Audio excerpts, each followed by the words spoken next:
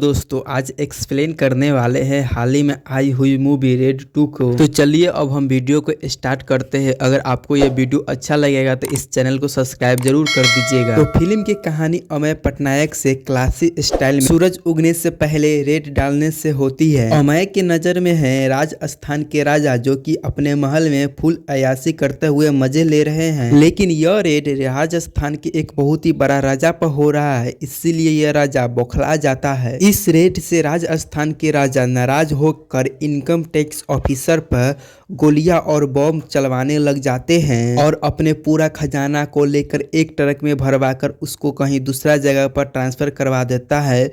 और राजा के जो लोग थे वो इनकम टैक्स ऑफिसर को रोकने की कोशिश कर रहे थे। दूसरी तरफ राजा जो है अपना खजाना को धीरे धीरे कर दूसरी जगह भेज रहा था, लेकिन जब अमर पटनायक उसका पीछा पड़ा है तो उसको बचने का कोई सवाल ही नहीं बनता है।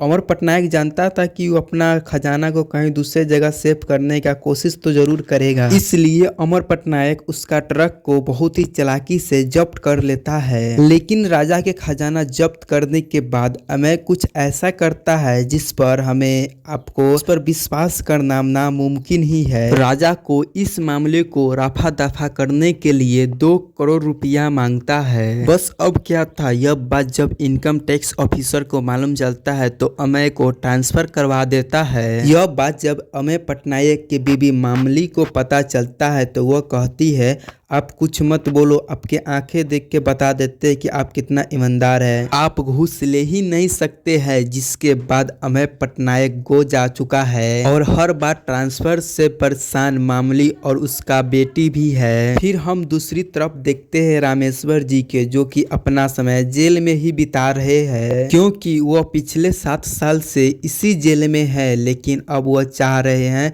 इस जेल से रिहा होने की। अब रामेश्वर जब भी अमेय पटनायक को याद करता है तो वह हर बार एक ही बात कहता है कि पता न अमेय पटनायक इस बार किसका जिंदगी बर्बाद कर रहा होगा। अब अमेय पटनायक एक भोज में एंट्री कर चुका है और एंट्री करते ही समय उसको दिखाई देता है एक मंत्री के बड़े बड़े पोस्टर। पोस्टर में जन कल्याण की बात है और मंत्री के जनता के लिए प्यार। अब अमेय को दादा भाई का चेहरा पहली बार दिखाई देता है। दादा भाई जनता का सेवक थे, जब उनके पास कुछ भी नहीं था तब पर भी वो जनता का सेवा करते थे, इसलिए जनता उसको मंत्री बनाए थे। अब जनता के सेवा के लिए दादा भाई अपने माँ के सुशीला के नाम पर एक फाउंडेशन खोले हैं, जिसमें लोग नौकरी करेंगे और पैसा कमाएंगे। दादा भाई भगवान से ऊपर अपनी माँ को रखते हैं और रोज सुबह उठकर अपनी माँ को पूजा करते हैं। दादा भाई की छवि एकदम चिकन के कुरवे से साफ है और यही अमेय के लिए संखी के बात है। फिर दूसरे ही दिन अमेय पटनायक ड्यूटी को ज्वाइन कर लेता है। दरअसल यहाँ के लोगों को मालूम है कि अमेय पटनायक रिश्वत के कारण के लिए यहाँ पर आया है, लेकिन इन सभी चीजों से अमेय पटनायक को कुछ भी फर्क नहीं पड़ता है। जब उससे धनकर भाई के बारे में पता चला तो वह उसके बारे में पता करने की कोशिश करने लगा कि आखिरकार दादा भाई कौन है और कैसे काम करता है और इतना पैसा कैसे कमाता है। पूरी बात पता करने के बाद आखिरकार वो रेड मारने के लिए पूरी अच्छी तरह से तैयार था। उसने कई जगहों को चेक किया जहां पर उसे कैश, गोल्ड और जमीन के कागजात भी मिले। ये सब काला धन है और यह सब अपने बड़े ऑफिसर को बताता है और एक वारंट निकालता है। वह बड़े ऑफिसर कहता है कि जब तक उसे कोई पक्का सबूत नहीं मिलेगा तब तक वारंट को इशू नहीं कर सकते हैं। लेकिन अमर पटनायक देरी नहीं करता है, वह उनके पास 32 वारंट पेपर भेज देते हैं। अब उसको साइन करना ही पड़ेगा। फिर अगले ही सुबह रेड मारने के लिए चला जाता है, लेकिन रेड मारने से पहले एक फ्लैशबैक सीन को दिखाया जाता है। उसने रेड मारने से पहले सब कुछ कैसे पता किया और उसने पता किया कि दादा भाई कैसे इतना बना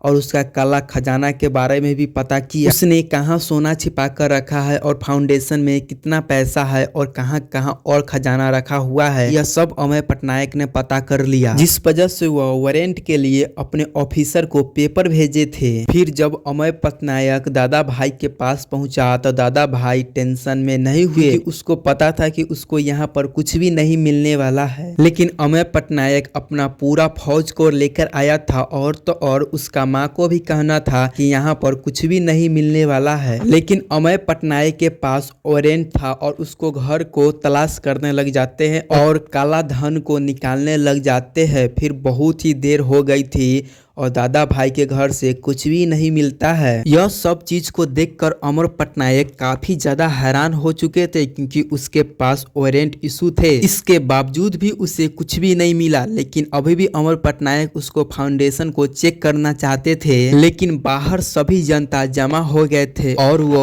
आयकर विभाग के खिलाफ नारेबाजी कर रहे थे। इसलिए दादा भाई कहते हैं कि इन लोगों के साथ तो आप नहीं जा सकते, इसलिए आपको यहाँ पर मेरी मदद लगेगा। इसलिए मैं आपको ले चलता हूँ फाउंडेशन और वहाँ पर हम सभी लोग मिलकर चेक करेंगे कि वहाँ पर आपको कुछ मिलता है कि नहीं।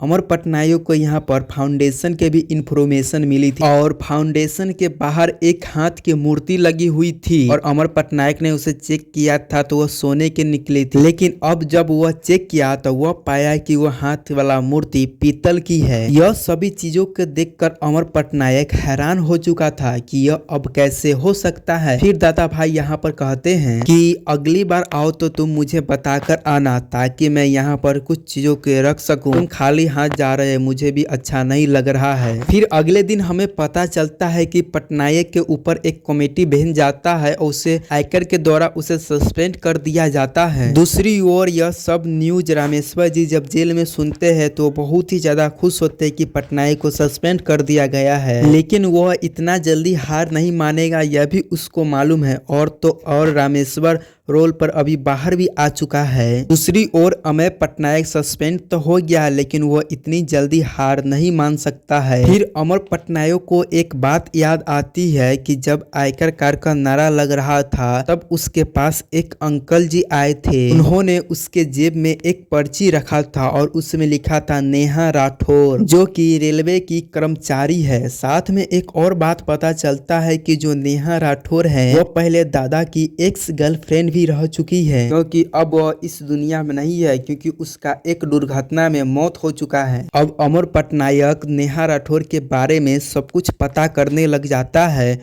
और यहाँ दादा का एक नया चेहरा सामने आता है कि वह लड़कियों के साथ दुष्कर्म करता है और उसे नौकरी दिलवा देता है। ऐसे दादा भाई बहुत सारे लड़कियों के साथ किया है, पहले उसको यूज करता है और बाद में उसे नौकरी दिलवा देता है। यह सारा बात अमर पटनायक को पता चल गया था। फिर उसके बाद वह एक वकील को हायर करता है जो कि एक महा बेकार वकील है और वह दादा भाई के खिलाफ PIR दर्ज करवाता है जो कि जमीन के खिलाफ था। यह सब बात सुनकर दादा भाई हैरान में पड़ जाता है, क्योंकि यह सब उसको प्रॉब्लम कर सकता था, लेकिन इन्हें वह सॉल्व भी कर लेगा। जिसके अगले दिन एंट्री होता है एक लल्लन सुधीर आईपी ऑफिसर को, जो कि अमर पटनायक की जगह पर आया था और यह आदमी पूरी तरह से बेईमान है। यह बात हमें तब पता चलता है जब लल्लन सुधीर ड्यूटी पर ज्वाइन होता है। वह उसी दिन दादा के पास चले जाता है और वह जाकर कहता है कि मैं तुझे पूरी तरह से सपोर्ट करूंगा और कोऑपरेट करूंगा। आप मुझे बता दीजिएगा कि कहां पर रेड करना है और कहां पर नहीं करना है।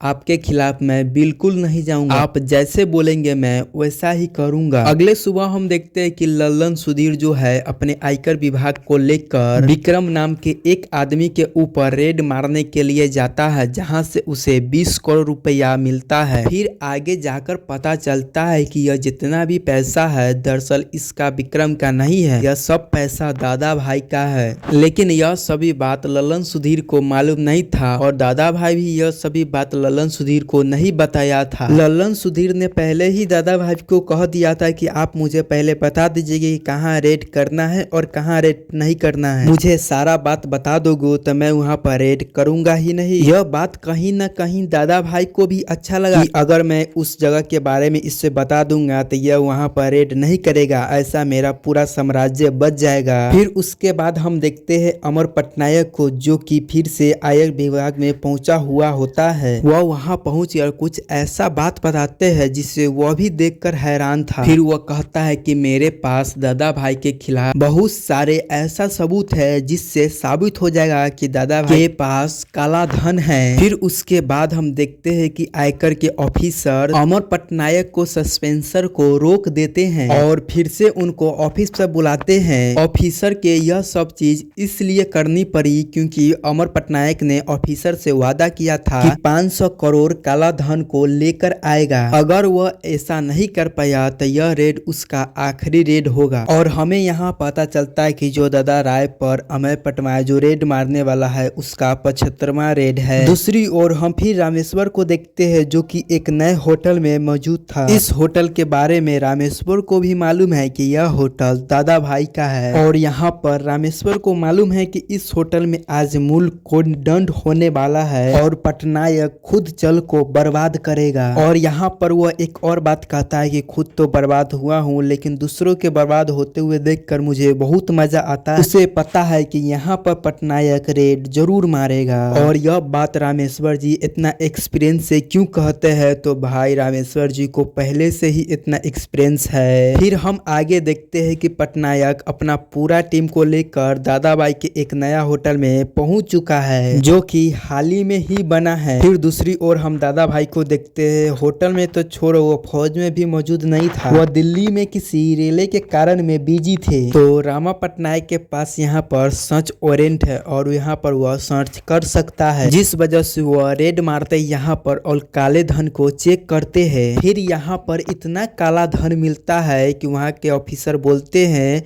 कि कभी कभी वो सोचते हैं कि वो लोग रिश्वत क्यों नहीं लेते हैं। फिर उसके थोड़ी देर के बाद दादा राव के पता चलता है कि न्यू होटल में रेड पड़ा है तो बहुत ही वो खतरनाक बौखला जाते हैं। फिर दादा भाई दिल्ली से तुरंत निकलते हैं। फिर यहाँ पर पूरा ऑफिसर इतना पैसा और सोना के देखकर हैरान हो जाते हैं। फिर दादा भाई फौज पहुंच जाते हैं और दादा भाई को मालूम था कि पटनायक और उसका पूरा टीम को वह कैसे रोक सकते हैं, इसलिए वह अपने न्यू होटल पर बहुत सारे लोगों को लेकर आते हैं जो कि यहाँ पर वो हमला करने वाले थे। बहुत ज्यादा खतरनाक थे लेकिन पुलिस वाले उन सभी को रोकने की कोशिश करने लगते हैं लेकिन यह कोशिश नाकाम रहते क्योंकि वो लोग बहुत सारे थे। यह बात अमर पटनायक को भी मालूम थी। वो लोग अंदर घुसा तो मरना तय है और यह रेड फालतू में बेकार हो जाएगा। तब अमर पटनायक के पास एक बढ़िया आइडिया आता है और एक ऊपर का खिड़की को तोड़ता है और उसमें से पैसा को बरसाने लग जाता है। अब जो लोग उन पर हमला करने वाले थे अब वो सभी लोग नोट को बटरने में बिजी हो जाते हैं और इस नज़ारा को देखकर दादा भाई पूरी तरह से हैरान था।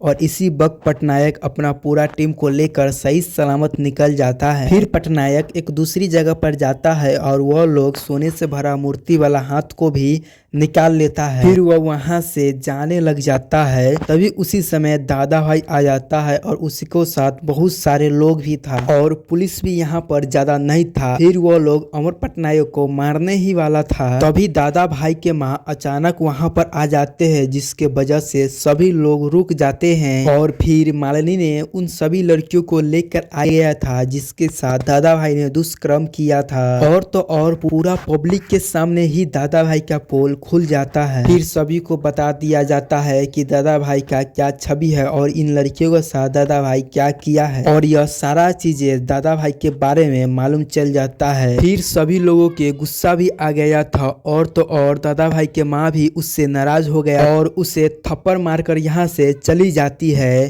फिर सभी लोग मिलकर दादा भाई को मारने ही वाला था। तभी अमर पटनायक उस जगह आकर खड़ा हो जाता है और कहता है कि आप लोग कानून को हाथ में मत लीजिए, इसको सजा कानून ही देगा। फिर उसके बाद दादा राय को जेल में पहुंचा दिया जाता है। फिर दादा भाई को जेल में मुलाकात होता है रामेश्वर से जिसका रोल खत्म हो गया था और वो भी जेल में पहुंच गया। फिर इसी के साथ यह मूवी यहाँ पर खत्म हो जाता है। आपको यह मूवी का एक्सप्लेनेशन कैसा लगा है कमेंट कर जरूर बता दीजिएगा और हाँ, इस चैनल को सब्सक्राइब करना ना भूले। जय हिंद, जय भारत।